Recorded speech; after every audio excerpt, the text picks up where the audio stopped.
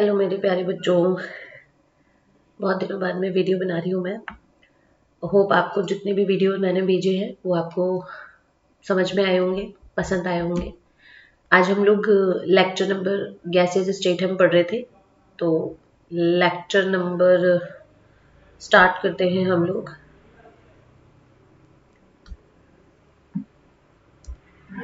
Sorry,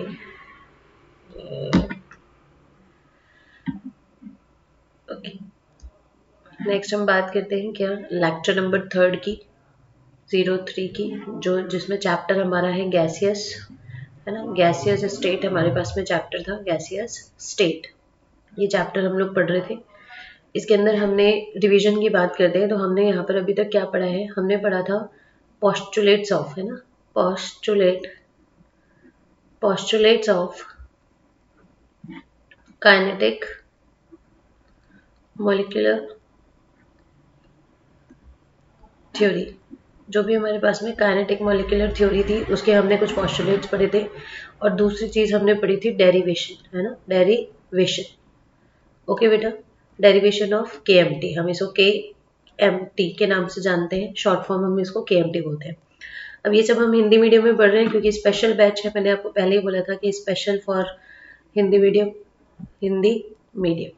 students, तो हम notes भी यहाँ पर हिंदी मीडियम में ही बना रहे हैं।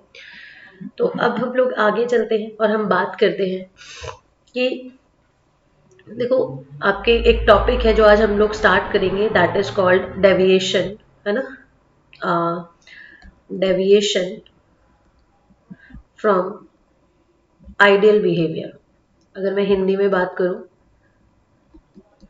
बिहेवियर, है ना, अगर मैं हिंदी में बात करूं इसे, तो हम इसमें लिख सकते हैं कि आदर्श व्यवहार से, आदर्श व्यवहार से विचलन। ओके बेटा, अगर मुझे ये पढ़ना है तो आपको पहले ये पता होना चाहिए कि आइडियल गैस इक्वेशन होती क्या है और कैसे आती है। बात समझ में आती है।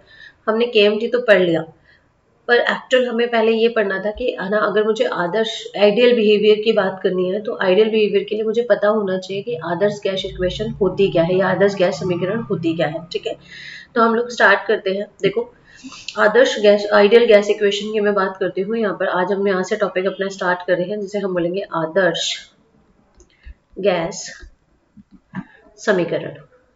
ओके, इसमें देखो क्या है, आदर्श गैस समीकरण जो है वो 3 समीकरणों से मिलकर बनी हुई है। ठीक है, कितने समीकरणों से मिलकर बनी हुई है? 3 समीकरणों से मिलकर बनी हुई है। ठीक है, 3 समीकरण कौन कौन से हैं? एक हमारे पास में है बॉयल का नियम, एक हमारे पास में है चार्ल्स का नियम, और दूसरा हमारे पास में है एवोगाद्रो का नियम।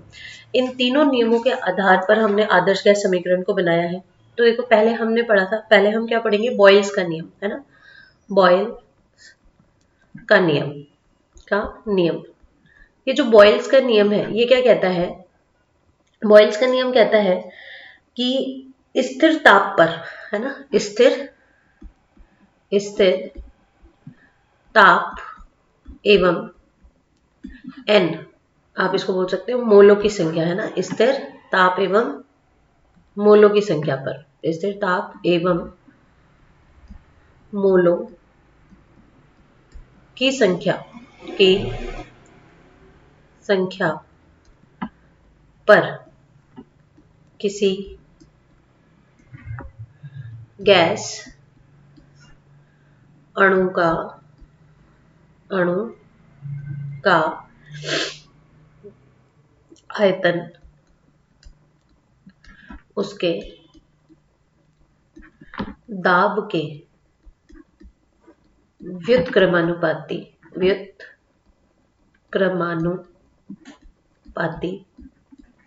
होता है। ओके बेटा, तो इसको अगर मैं न्यूमेरिकल में लिखूं तो क्या लिखूंगी, V बराबर हो जाएगा हमारे पास में, इसको हम ऐसे लिखेंगे कि हमारे पास में दाब क्या है, ताप, टेम्परेचर को क्या रखना है, कांस्टेंट रखना है, तो T को क्या रखना है मुझे, कांस्टेंट, स्थिर रखना है। क्या रखना है? स्थिर रखना है। मैं टेम्परेचर नहीं बदल सकती। फिर उस गैस के लिए अगर मैंने टेम्परेचर नहीं बदला, तो उस पर्टिकुलर गैस के लिए V किसके समानुपाती, विपरीत क्रमानुपाती होता है, दाब के विपरीत क्रमानुपाती हो जाएगा। ठीक है, ये हमारे पास में समीकरण होता है। अब इसको सॉल्व करते हैं तो v बराबर हमारे पास में आता है k बटे p। और अगर मैं p को इधर ले जाऊं, k यहाँ पर क्या है, यहाँ पर क्या है, यहाँ k एक समानुपातिक समानुपातिक स्थिरांक है। क्या है? स्थिरांक, स्थिरांक है। और p को मैं इधर ले जाऊं तो देखो इसी समीकरण को, ये मेरे मान लीजिए ये समीकरण 1 हो गई, ये समीकरण 2 हो गई, तो इसी समीकरण को मैं क्या लिख सकती हूँ, that pv is equals to क्या हो जाएगा, k बराबर कांस्टेंट। मैं इसको ये लिख सकती हूँ कि pv बराबर क्या हो जाएगा, स्थिरांक हो जाएगा या स्थिर हो जाएगा, स्थिरांक हो जाएगा। क्या ये वाली बात समझ में आती है? ये पहला लॉ है हमारा बॉयल्स का नियम। ठीक है, नेक्स्ट चलते हैं। नेक्स्ट देखो, नेक्स्ट हम बात करते हैं, सेकेंड लॉ हम पढ़ते हैं चार्ल्स का नियम, है ना। किसका नियम? चार्ल्स का नियम। तो चार्ल्स का नियम पढ़ते हैं, चार्ल्स का नियम। देखो चार्ल्स का नियम क्या कहता है, चार्ल्स का नियम कहता है कि यदि मैं क्या कर दूं, दाब को स्थिर कर दूं, तो स्थिर दाब पर, इसको हम लिखेंगे स्थिर दाब पर किसी गैसीय अणु का आयतन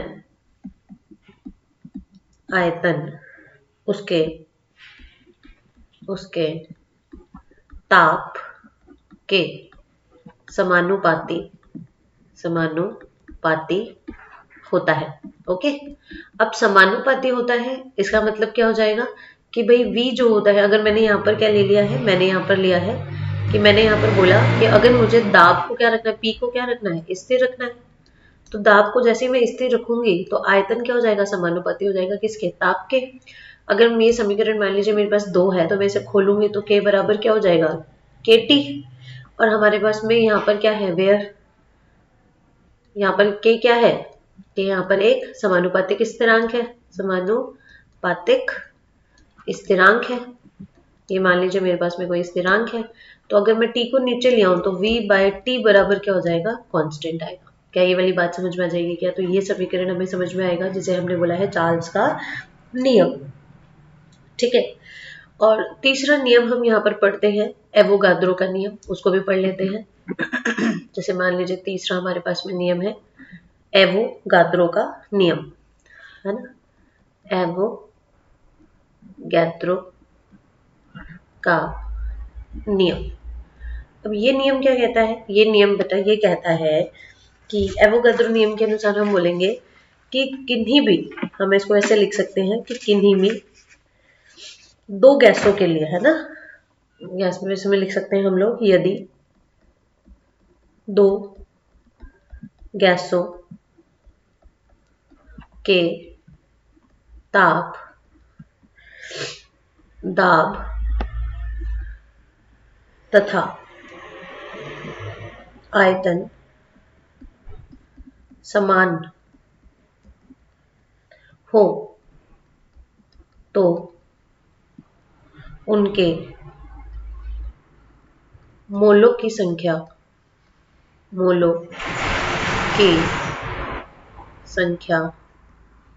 भी समान होती है, ओके। तो उनके मोलों की संख्या भी क्या हो जाएगी, समान हो जाएगी, मतलब N1 बराबर हो जाएगा किसके, N2 के। क्या ये वाली बात समझ में आती है? अब यहाँ पे ध्यान रखिएगा कि 1 मोल, है ना, 1 मोल अगर गैस है, 1 मोल गैस में एवोगैद्रो नंबर अणु, परमाणु, आयन उपस्थित होते हैं। कहने का मतलब ये है कि अगर मैं अणु की बात करूंगी तो 1 मोल में एवोगाद्रो नंबर अणु उपस्थित होंगे। अगर मैं परमाणु की बात करूंगी तो 1 मोल में एवोगाद्रो नंबर ऑफ परमाणु उपस्थित होंगे। अगर मैं आयन की बात करूंगी, मान लीजिए कोई धनायन है या ऋणायन है, तो 1 मोल के अंदर हमारे पास में एवोगाद्रो नंबर ऑफ ऋणायन और धनायन क्या होंगे, उपस्थित होंगे। अब एवोगाद्रो नंबर को डिनोट कैसे करते हैं, देखो इसको निर्देशित किससे किया जाता है, Na से, है ना। कई जगह आपको N भी मिलेगा, कई जगह आपको N मिलेगा, तो या तो Na लिखते हैं या N लिख देते हैं सिर्फ। और इसका मान कितना होता है, इसका मान होता है 6.023 इंटू 10 की पावर 23, है ना, मोल।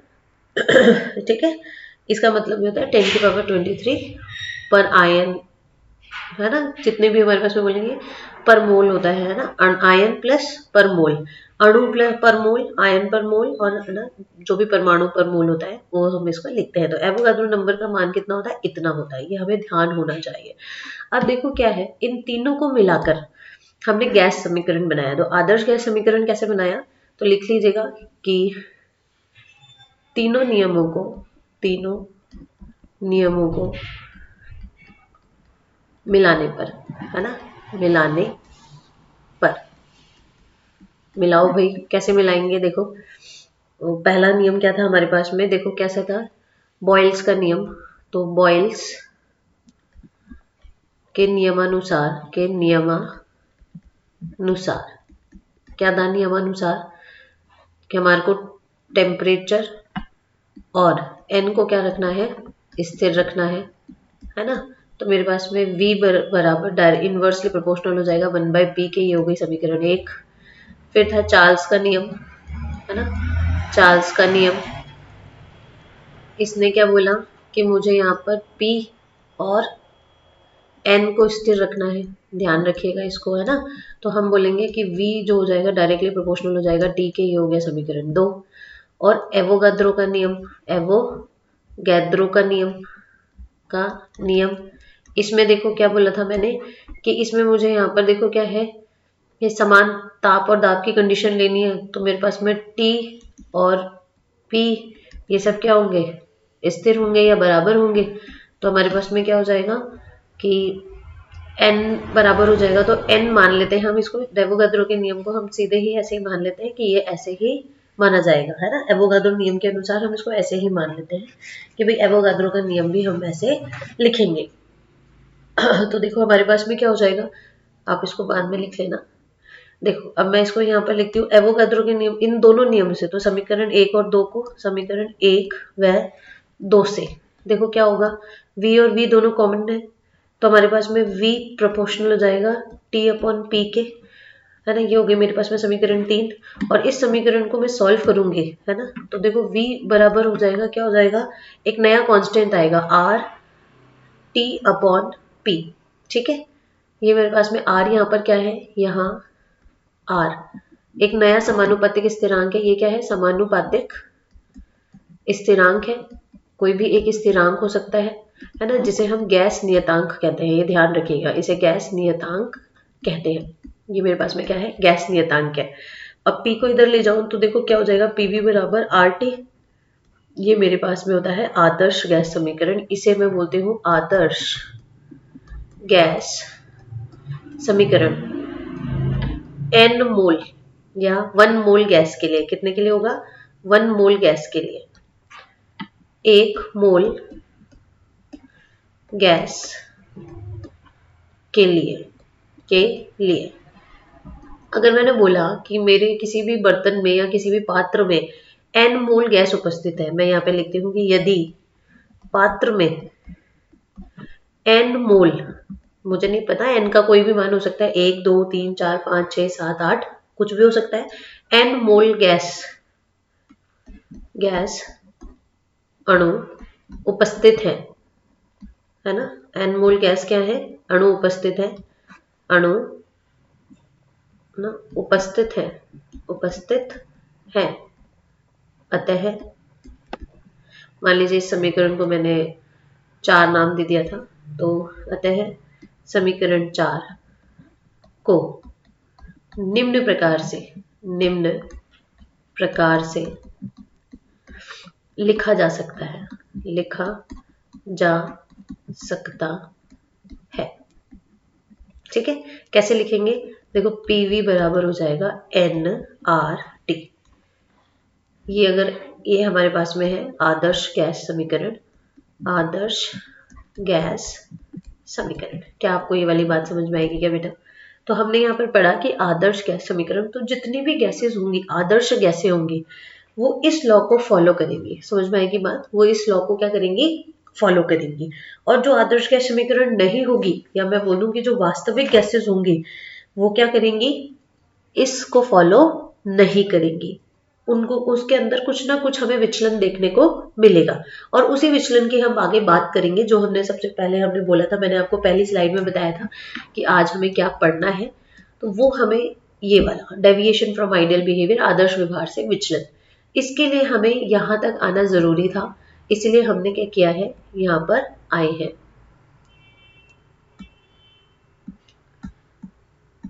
ठीक है, यहाँ तक हमने इसीलिए पढ़ा क्योंकि हमें यहाँ तक आना था। मुझे पहले आदर्श गैस समीकरण पता होनी चाहिए, कैसे आई है और क्या बनती है।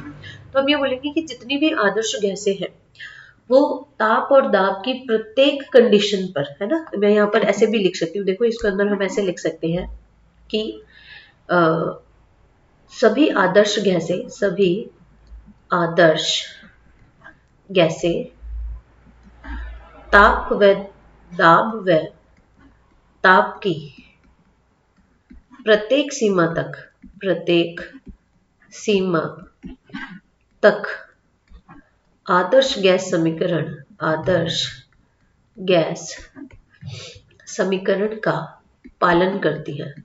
ठीक है, पालन करती है। तो जो जितनी भी हमारे पास में आदर्श गैसें होंगी ना, वो तो इस नियम का पालन करेंगी, है ना। पर जो वास्तविक गैसें होती हैं वो इससे विचलन प्रदर्शित करती हैं। तो हमें वही पढ़ना है नेक्स्ट, विचलन। उससे पहले आप ध्यान रखिएगा, ये जो आर है, जिसे हमने क्या बोला है, गैस नियतांक, गैस नियतांक, इसका मात्रक हमें याद होना चाहिए, है ना। इसका मात्रक हमें पता होना चाहिए, इसकी यूनिट हमें पता होनी चाहिए, क्योंकि कई बार काम आती है, पूछ ली जाती है, डायरेक्ट आर की वैल्यू पूछ ली जाती है। ठीक है, तो देखो आर की वैल्यू हम कई मात्रकों में निकालते हैं। उनमें से जो कॉमन मात्रक है वो हमारे पास में है 8.314, है ना, joule kelvin inverse mole inverse. एक तो ये है मेरे पास में, है ना। एक हमारे पास में होती है 0.0831 bar litre mole inverse kelvin inverse. ठीक है, उसके अलावा हम यहाँ पर लिखते हैं 1.98 या फिर 2 कैलोरी डिग्री इनवर्स और मोल इनवर्स, है ना। तो देखो मोल इनवर्स तो सब में ही आ रहा है, ये जूल में आ गई है, ये बार लीटर में आ गई है ना, और ये कैलोरी डिग्री में आ गई है। तो ध्यान रखिएगा कि तीनों वैल्यूज हम रखते हैं। अब इन आर की वैल्यू का मान हमें देखकर रखना पड़ता है कि हमें दाब का मान किस में दिया गया है। अगर मुझे दाब का मान एटमॉस्फेरिक में दिया गया है तो मैं ये वाली वैल्यू रखूंगी, बार लीटर में दिया गया है तो मैं ये वाली वैल्यू रखूंगी, और अगर डिग्री में दिया गया है टेम्परेचर का मान, है ना, कैलोरीज में, तो मैं इस वाले वैल्यू को रखती हूँ 1.98 या और 2, या फिर मैं लिख देती हूँ लगभग बराबर होता है ये 2 के। ओके, तो आर की वैल्यू आपको पता होनी चाहिए। नेक्स्ट हम बात करते हैं इसके बाद में, जो हमारा मेन टॉपिक था, आदर्श व्यवहार से विचलन, है ना, आदर्श व्यवहार से विचलन। अब विचलन कौन प्रदर्शित करता है भाई, भाई विचलन प्रदर्शित कौन करेगा, गैसेस, जो हमारी आदर्श गैसेस हैं या वास्तविक गैसें हैं वो करेंगी, है ना। तो हमारे पास में कौन विचलन करता है, जो हमारे पास में वास्तविक गैसें होती हैं वो हमें आदर्श गैस से क्या करती है, विचलन प्रदर्शित करती है। तो देखो यहाँ पे लिखते हैं, अपन लिखना शुरू करते हैं, पॉइंट्स है कुछ इसके। क्या पहला पॉइंट क्या है हमारे पास में, पहला पॉइंट हमारे पास में है, देखो फर्स्ट पॉइंट क्या है मेरे पास में, पहला पॉइंट है मेरे पास में कि जब दाब बढ़ाया जाता है, बढ़ाया जाता है ना, एवं ताप या ताप कम किया जाता है, कम किया जाता है, तो वास्तविक गैसें, वास्तविक गैसें आदर्श व्यवहार से, आदर्श व्यवहार से विचलन प्रदर्शित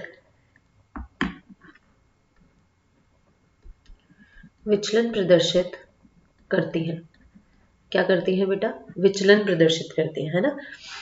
और इस विचलन को हम एक वक्र द्वारा प्रदर्शित करते हैं जिसे हम अमेगेट वक्र कहते हैं ना। इस विचलन को इसमें लिखेंगे, इस विचलन को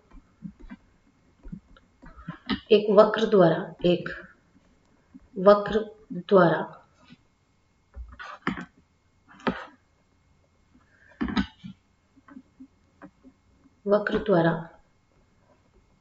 प्रदर्शित किया जाता है,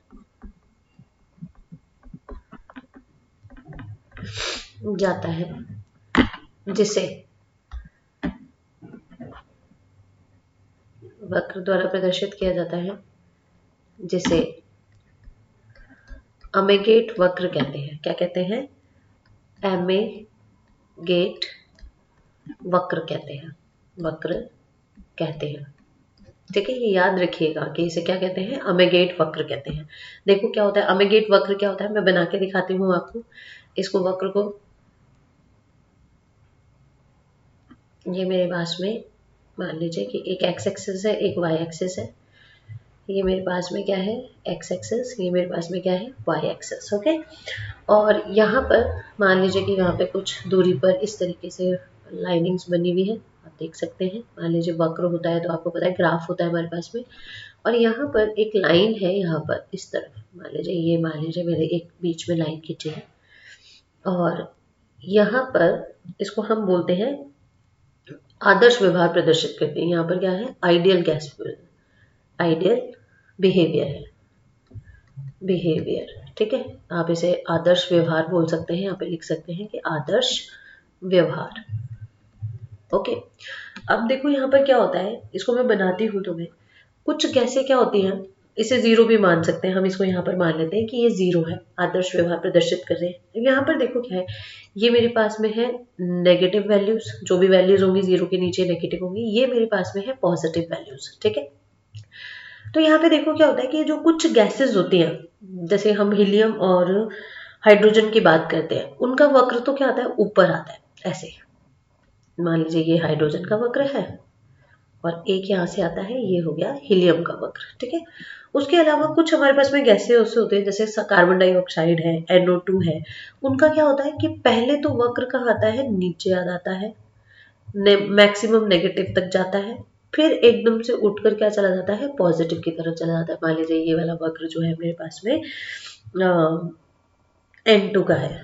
ठीक है, ऐसे ही वापस आएगा, मान लीजिए एक और आएगा और नीचे की तरफ जाएगा, है ना, नीचे की तरफ जाता है और फिर वापस से ऊपर की तरफ जाने लग जाता है। मान लीजिए ये चला गया, ये मान लीजिए मेरे पास में मीथेन का कर्व हो गया। ऐसे ही हमारे पास में एक और नीचे की तरफ जाएगा, वक्र नीचे जाएगा और फिर वापस से नेगेटिव जाने के बाद में वापस पॉजिटिव हो जाएगा, जैसे मान लीजिए ये CO2 का कर्व है। तो इस तरीके का वक्र मुझे यहाँ पे देखने को मिलता है। जो नीचे वाली एक्सिस है, यहाँ पर हम लेते हैं दाब, जिसे हमने लिया है ATM में, एटमॉस्फेरिक प्रेशर में। और ये जो होता है ना, ये होता है PV मतलब दाब और आयतन का गुणनफल, है ना। दाब और आयतन का गुणनफल होता है। ठीक है, तो इस तरीके से हमने इस वक्र को बनाया। इस वक्र को हम कहते हैं अमेगेट वक्र। क्या बोलते हैं? अमेगेट वक्र। तो देखो अब इसको समझते हैं कि अमेगेट वक्र जो है वो हमें बताना क्या चाहता है। वो क्या बताना चाहता है कि वो होता है कि उक्त वक्र यह प्रदर्शित करता है कि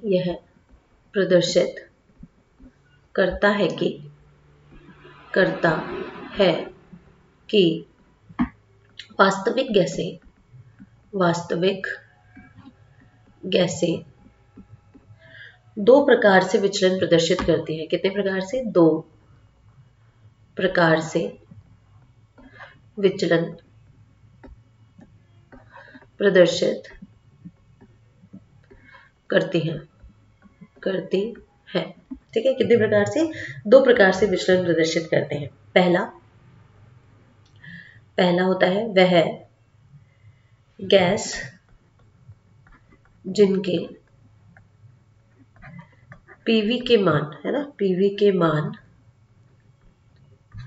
दाब बढ़ाने पर, दाब बढ़ाने पर लगातार बढ़ते हैं, है ना, लगातार बढ़ते हैं,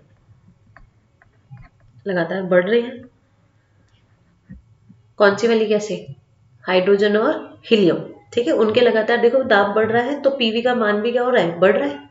ठीक है, उसी तरीके से दूसरा क्या है कि वह गैसें, इसके लिए आप उदाहरण लिख सकते हैं, उदाहरण H2 व He, हीलियम, है ना, वह गैसें जिनके पीवी के मान दाब बढ़ाने पर,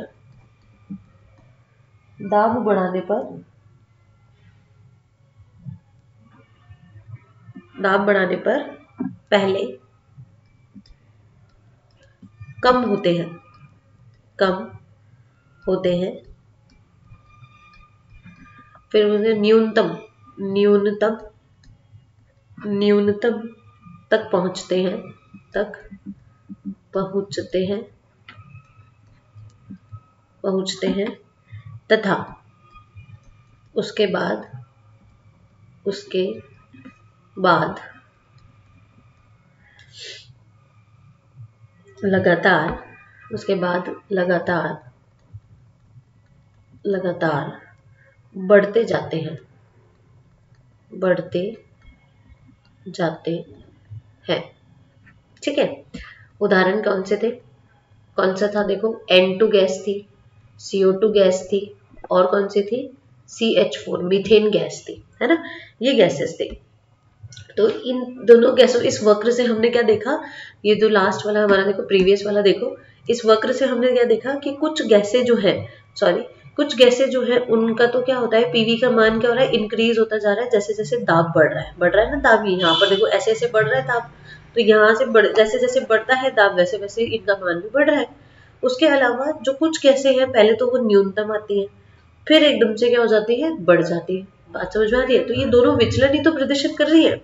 देखो वो दोनों क्या है, विचलन प्रदर्शित कर रही है। एक तो आइडियल गैस के ऊपर ही है, मान लीजिए अगर ये वाली आदर्श गैस की रेखा है तो ये तो आदर्श गैस रेखा के ऊपर ही है, और ये जो है वो आदर्श गैस रेखा के पहले नीचे आती है फिर ऊपर जाती है।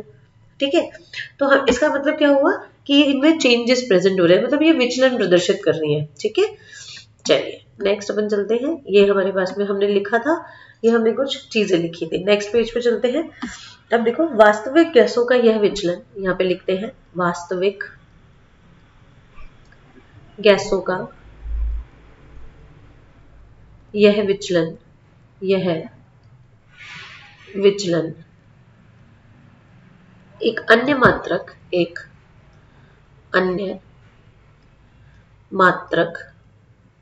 z, है ना, से समझाया जा सकता है, समझाया जाता है जिसे कंप्रेसिबिलिटी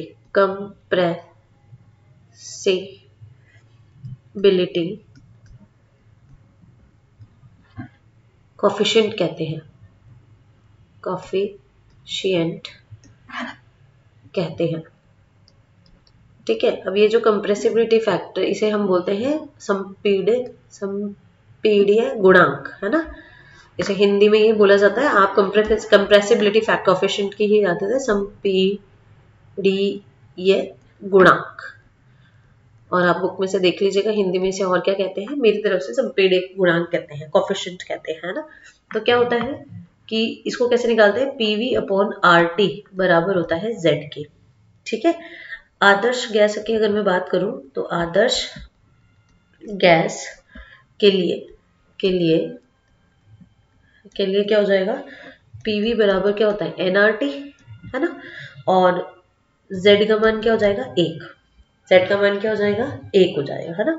और वास्तविक गैसेस के लिए बात करूं अगर मैं, तो वास्तविक गैस के लिए, ठीक है, वास्तविक गैस के लिए PV is equal not equal to होगा nRT, कभी भी बराबर नहीं होगा। इसका मतलब Z का मान कभी भी 1 के बराबर नहीं आएगा, है ना। तो कंप्रेसिबिलिटी फैक्टर का क्या मतलब है कि मैं गैस को कितना कंप्रेस कर सकती हूँ। कंप्रेस का मतलब समझते हो, मैं उसको कितना संपीड़ित कर सकती हूँ, कितना मैं छोटा कर सकती हूँ। क्या मैं गैस के अणुओं को पास में लेके आ सकती हूँ, क्या मैं उन गैस के अणुओं को इतना पास में लेके आ जाऊंगी वो एक डब्बी में बंद हो जाए, है ना। जैसे मैं आपको अगर जब भी हम गैसेस पढ़ते हैं तो हमें पता है कि गैस के अणु बहुत दूर दूर होते हैं, है ना। तो गैस के अणु, एक मोल गैस जो है वो इस कमरे में भी आ सकती है जिस कमरे में हम बैठे हुए होंगे, और वो एक माचिस की डब्बी में भी आ सकती है ना, बहुत छोटे से बॉक्स में भी आ सकती है। तो हमें उसका, अगर उस गैस को मैंने क्या कर दिया, बहुत संपीड़ित कर करके पास में लाकर, कमरे के सारे गैस के अणुओं को मैंने इकट्ठा कर लिया, उसको बहुत पास पास में लाकर एक माचिस की डब्बी में लिख दिया, तो रख दिया, तो वो हमारे पास में क्या हो जाएगा, उसका कंप्रेसिबिलिटी फैक्टर हो जाएगा। मैंने उसको क्या कर दिया, कंप्रेस कर दिया। तो वास्तविक गैस का जो विचलन है वो किस पर निर्भर करता है, कंप्रेसिबिलिटी फैक्टर पर निर्भर करता है। अब फैक्टर से हमारे पास में देखो दो तरीके की बातें समझ में आती हैं, या दो तरीके के केस मेरे पास में बनते हैं। कैसे, देखो मेरे पास में इसके आधार पर, है ना, इसके आधार पर दो केस उत्पन्न होते हैं। दो केस उत्पन्न होते हैं, कौन कौन से होते हैं, देखो दो केस उत्पन्न कौन कौन से होते हैं। पहला केस होता है कि जो z का मान है वो लेसर देन 1 हो जाए। कितना हो जाए, लेसर देन 1 हो जाए, एक से कम हो जाए। अगर एक से कम है तो हम यहाँ पर क्या बोलेंगे कि ऋणात्मक विचलन कर रहे हैं। देखो मैंने ग्राफ में बताया हुआ है आपको, देखो ग्राफ में देखिएगा आप लोग, मैं ग्राफ दिखा देती हूँ आपको वापस से। ये रहा हमारा ग्राफ। अगर मेरे पास में z का मान लीजिए यहाँ पर z का मान है 1 है, हमने अभी यहाँ पर 0 माना था, आप इसे 1 मान सकते हैं। अगर 1 माना है मैंने इसका मान, तो यहाँ पर नेगेटिव वैल्यूज है, यहाँ पर क्या है, पॉजिटिव वैल्यूज है। तो कुछ केसेस होंगे जिनमें z का मान क्या है, 1 से कम है। कम है मतलब नीचे की तरफ है, नेगेटिव है, तो हम इसको बोलेंगे ऋणात्मक क्या करते हैं, विचलन प्रदर्शित करती है। क्या करती है, ऋणात्मक विचलन प्रदर्शित करती है। कैसा विचलन है, ऋणात्मक। तो अगर z का मान क्या होता है, 1 से कम होता है, तो हम यहाँ पे लिखेंगे कि ऐसी गैसें ऋणात्मक विचलन प्रदर्शित करती हैं, है ना, प्रदर्शित करती हैं। और जो ऋणात्मक विचलन प्रदर्शित करती हैं तो कंप्रेसिबिलिटी अधिक, अतः यह अधिक संपीड़ित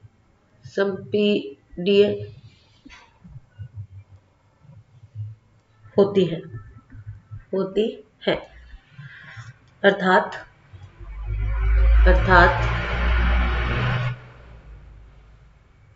अर्थात इन्हें अधिक कंप्रेस्ड किया जा सकता है। और कंप्रेस्ड करूंगी तो लिक्विफाई भी हो जाएंगी, ये भी ध्यान रखिएगा, है ना। अगर मैं कंप्रेस करूंगी तो वो लिक्विड में भी बदल जाएंगे, क्योंकि मैं पास में लेके आ जाऊंगी उनको। तो मैंने उनको जितना मैं कंप्रेस करूंगी उतनी ही तेजी से वो क्या होती जाएंगी, लिक्विफाई होती जाएंगी। अभी बाद में पढ़ेंगे हम जूल थॉम्पसन इफेक्ट, उसमें आप देखेंगे कि लिक्विफाई भी होती है गैसों को तरल में भी बदला जा सकता है, उनको लिक्विड में भी बदला जा सकता है, द्रव में भी बदला जा सकता है, ठीक है।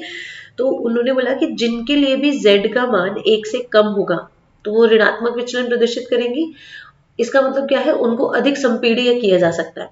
संपीड़ित का मतलब कंप्रेस किया जा सकता है, मतलब कोफिशिएंट का मान जो होगा उनको कंप्रेस्ड किया जा सकता है, ठीक है। सिमिलरली वे में दूसरा क्या होगा, यदि z का मान क्या हो जाए, ग्रेटर देन 1 हो जाए, तो ऐसी गैसें क्या करेंगी, ऐसी गैसें धनात्मक विचलन प्रदर्शित करती हैं, प्रदर्शित करती हैं। अर्थात इन्हें कंप्रेस्ड नहीं किया जा सकता। ठीक है बेटा, अगर उनको कंप्रेस नहीं किया जा सकता है तो इनको लिक्विफाई भी नहीं किया जा सकता। उदाहरण देख लो, इसके उदाहरण लिखोगे तो क्या हो जाएगा, देखो मीथेन है, कार्बन डाइऑक्साइड है, N2 है, इसको किया जा सकता है। इसके उदाहरण हमने देखे हैं, क्या होता है, हीलियम H2 है और हीलियम है। इनको हम कभी भी लिक्विफाई नहीं कर सकते, इनको द्रव में प्रदर्शित नहीं कर सकते हैं हम लोग। ठीक है, तो होप आपको ये वाला पार्ट समझ में आया होगा। मैंने आपको आज विचलन पढ़ाया है, आपको ये वाला बात जो है समझ में आई होगी। आज हमने ज़्यादा नहीं पढ़ा है, लेक्चर थर्ड के अंदर हमने बहुत कम चीज़ पढ़ी है। उसमें हमने पढ़ा कि आदर्श गैस समीकरण जो है वो हमारे पास में क्या है ना, ये हमने पढ़ा कि हमने आदर्श गैस समीकरण को निकाला कैसे है, ये हमने पढ़ा था। उसके बाद में हमने एक अंदर पढ़ा कि आदर्श गैस के, जब आदर्श गैस पढ़ रहे थे तो हमने कई नियम पढ़े इसमें। तो हमें 3 नियम, खासकर नियम तो हमारे पास में 5 होते हैं, पर हमें ध्यान 3 नियम का रखना पड़ता है जब भी हम आदर्श गैस समीकरण बनाते हैं। एक बॉल्स का नियम, एक चार्ल्स का नियम और एक एवोगाद्रो का नियम। इन तीनों नियमों को मिलाकर देखो हमने एक है ना आदर्श गैस समीकरण बनाया। तो PV is equals to NRT, n mole gas के लिए NRT मतलब अगर n का मान 1 2 3 4 कितने मोल उसने आपको दे बोलो 5 मोल गैस है, तो यहाँ पर मुझे n का मान कितना रखना है, 5 रखना है। फिर हमने पढ़ा कि ये जो विचलन है आदर्श गैस दाब और ताप पर प्रत्येक हमेशा दिखाते हैं, R का मान निकाला हमने। साथ में हमने उसके बाद में पढ़ा आदर्श गैस का विचलन, तो उसमें हमने एक वक्र पढ़ा जिसे हम अमेगेट वक्र कहते हैं, इसे ध्यान रखिएगा। यह अमेगेट वक्र है, 5 प्रकार की गैसों के लिए ये बनाया गया है।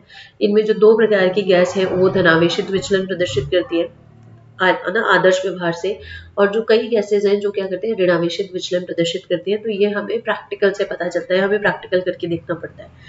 उसके बाद में हमने देखा कि जो धनावेशित और ऋणावेशित विचलन प्रदर्शित होते हैं वो किसकी वजह से होते हैं। तो हमने उनको बोला कि भाई एक एक नया हमने कॉफिशिएंट इसमें एंटर कराया, जिसे हमने बोला संपीड्य गुणांक या फिर कंप्रेसिबिलिटी फैक्टर।